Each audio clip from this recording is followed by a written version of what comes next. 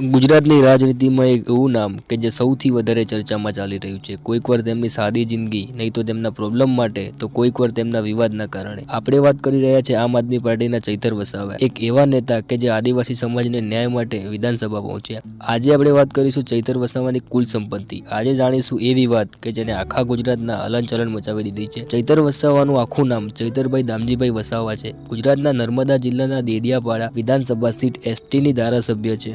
2021ની ચૂંટણીમાં આમ આદમી party એએપીની ticket પર પહેલીવાર વિધાનસભા પહોંચી। આદિવાસી સમાજમાંથી આવતા ચૈતર વસાવા તેના એરિયામાં શિક્ષણ, બેરોજગાર અને વિકાસના મુદ્દા પર વારંવાર અવાજ ઉઠાવી રહ્યા છે। તેમનો રાજનીતિ સફળ બહુ જ સંગ્રહ રહ્યો છે। ગરીબ પરિવારમાંથી આવીને ખેતરમાં મજૂરી કરીને તેમને રાજનીતિમાં અલગ જ ઓળખાણ બનાવી છે। ચૈતર વસાવાએ જણાવ્યું છે કે તેમની કુલ સંપત્તિ 60,87,000 રૂપિયા છે અને તેમની પત્નીની સંપત્તિ જોડીએ તો લગભગ 70 લાખ આસપાસ થાય છે અને તેમના નામે એક જૂની કાર અને એક બાઇક છે અને તેમના બેંક એકાઉન્ટમાં 2,75,000